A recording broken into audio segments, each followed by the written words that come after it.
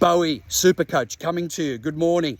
Here's my top 7 tips on when to put on your first associate or first team member. This is an area of much confusion, much procrastination, or in most cases, much prematurity, because usually you're not ready or not setting up the framework to make sure that the associate or your team member is set up for absolute success. I often find 80% of the blame for an associate not working out falls on the agent for that particular reason. So, here's my top 7 tips for when you should be ready to put on that first team member. Number 1, have 35 sales under your belt for 2 consecutive years. That way you've learned everything about the process and you know what to delegate and in which order. Number 2, decide you want to be in real estate for the rest of your life and that you want to be a growth agent, meaning you want to do more than what you're doing and you're not going to be a lifestyle agent, which is completely acceptable if you do, but often lifestyle agents are not capable of necessarily managing another human being or not necessarily have the desire to, and that's totally fine. Number 3, study management skills. You are now responsible for another human being. You have a duty of care for this younger person to have complete success in their life and for them to achieve their goals. You must provide framework, you must study management, and you must study people skills, whether it's books, podcasts, indulge yourself in it. Very, very important. Number 4, top tip, is create a job description. Now, this is very easy. Often people say, Boey, send me your 5-page job description on an associate. Well, it's not 5 pages. It's literally 5 points, if that. And the job description is simple. Team member is doing and conducting all non-dollar productive activities between list to launch and exchange to settlement.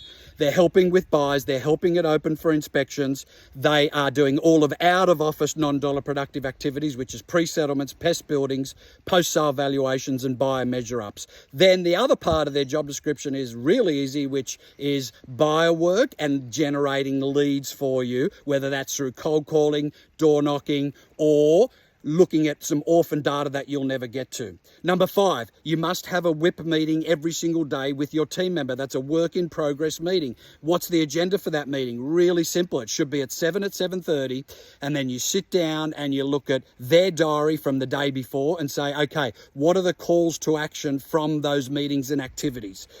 Then you look at your diary and say, what are the calls to actions from my meetings and activities? And it could be a buyer appointment that needs to be sent a contract. It could be an appraisal, which needs to be sent a thank you card, a listing appointment, which needs to be sent a proposal out. Now, this will ensure that you have zero leakage in your business and you've got an impervious business model. The second part of the WIP meeting is you look at your meetings and activities for today and decide what's the preparation required. And you ensure that that's all done by 8 o'clock, and then you smash the day in terms of your proactive prospecting, your meetings, your vendor management, etc. It's so therapeutic, you'll feel fantastic.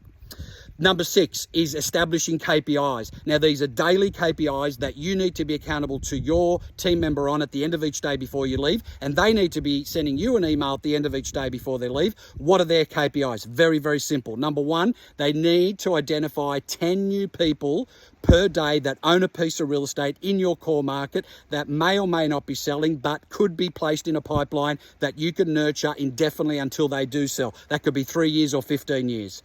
The next KPI is they need to book in 1 market appraisal or listing appointment. I wouldn't discriminate between the 2. You're getting in the door and it's a great touch point and a great way to build rapport.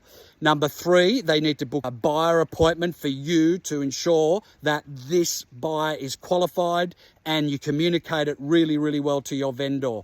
That's as simple as the KPIs need to be. I wouldn't overcomplicate it. The final point, and number 7 on my top 7 tips on when to put on your first team member, is make sure that you don't blur the lines. You need to establish a level of respect, them as someone who's accountable to you and you are accountable to them. If it gets too friendly, you do lose respect. Still have great culture in the team, still make sure that you do everything possible and have a bit of fun along the way. But once you blur the lines and you become too friendly, then they will stop being accountable to you and they'll stop respecting what your decisions might be. So it's critical. Now, I hope all this has helped.